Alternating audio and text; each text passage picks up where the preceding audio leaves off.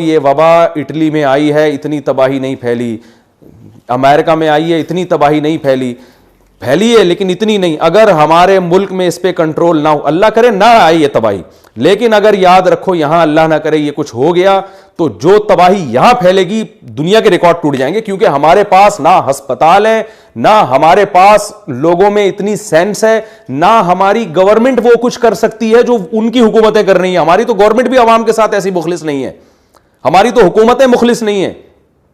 ہم جو آپ کو کراؤڈ سے منع کر رہے ہیں, خدا کی قسم گورنمنٹ کے کہنے سے نہیں منع کر رہے.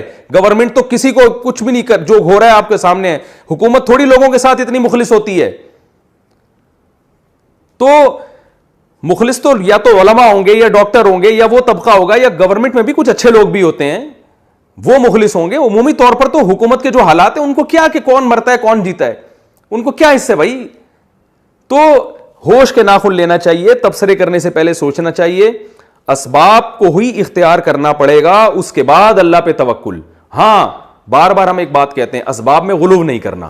غلو کا مطلب یہ ہے کہ آپ کی دکان میں ایک باڈی گارڈ سے کام چل رہا ہے, آپ نے وہمی بن کر 6 باڈی گارڈ رکھ لیے, یہ توکل, یہ بے وقوفی ہے, یہ توکل کے خلاف ہے. وہ بھائی جان ایک آپ کی پرچون کی دکان ہے, ایک گارڈ یا ایک تالا صحیح ہے, 18 تالے کیوں ڈالے ہوئے آپ نے اس کے اندر, تو یہ وہمی پن ہو جائے گا. اب میں پھر ان لوگوں سے پوچھتا ہوں جو طنز کرتے ہیں علماء پر اور بار بار اس طرح کی باتیں ہمارے بارے میں بھی کر رہے ہیں, اور بھی علماء کے بارے میں اس طرح کی فضول قسم کی باتیں کہ یہ اللہ پہ توکل نہیں ہے, یہ لوگوں کو کرونا سے ڈرا رہے ہیں, یہ لوگوں کو فلانی بیماری سے ڈرا رہے ہیں. تو میں ان سے کہتا ہوں, وہ کہتے ہیں اللہ سے ہوتا ہے, اللہ بچائے گا, ہم دعائیں مانگیں گے, ابھی رمضان آ رہا ہے تو اس میں سب دعائیں ہوں گی, سب ٹل جائے گا, سب یہ ہو جائے گا, سب وہ ہو جائے گا.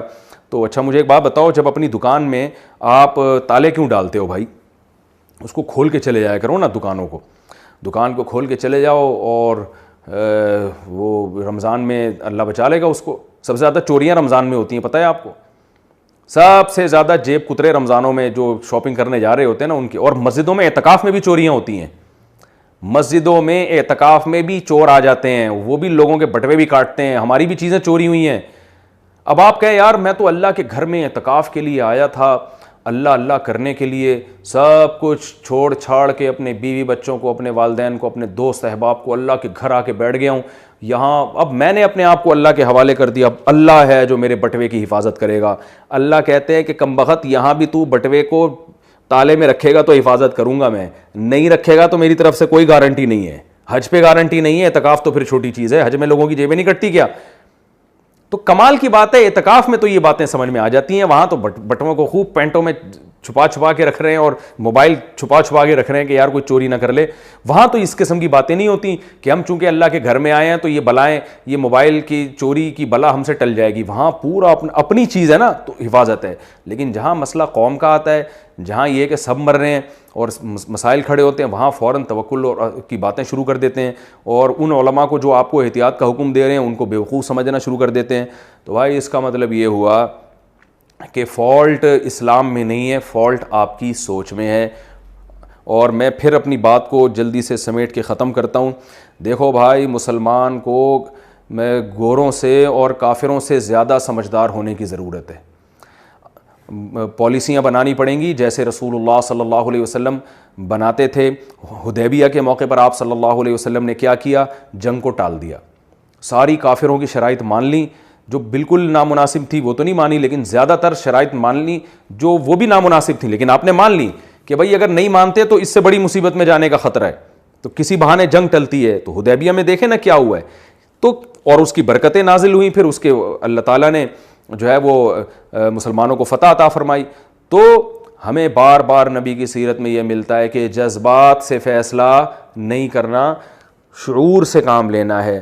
ہمارے علماء سے ہم نے یہ سنا, بڑے اکابر سے, کہ مفتی جب کسی مسئلے کی تحقیق کرے تو اس مسئلے سے متعلق ماہرین کو لازمی بٹھائے تاکہ وہ بات جو شریعت کی بات ہے اس کو اپلائی کر سکے. میں اس کی ایک مثال دیتا ہوں کہ مثال کے طور پر ہمارے پاس طلاق کے کیس آتے ہیں. اب کسی نے بولا کہ طلاق کے جو احکام کتابوں میں لکھے ہوئے ہیں وہ جس طرح سے لکھے ہوئے ہیں وہ ہر ایک پر اپلائی نہیں ہوتے.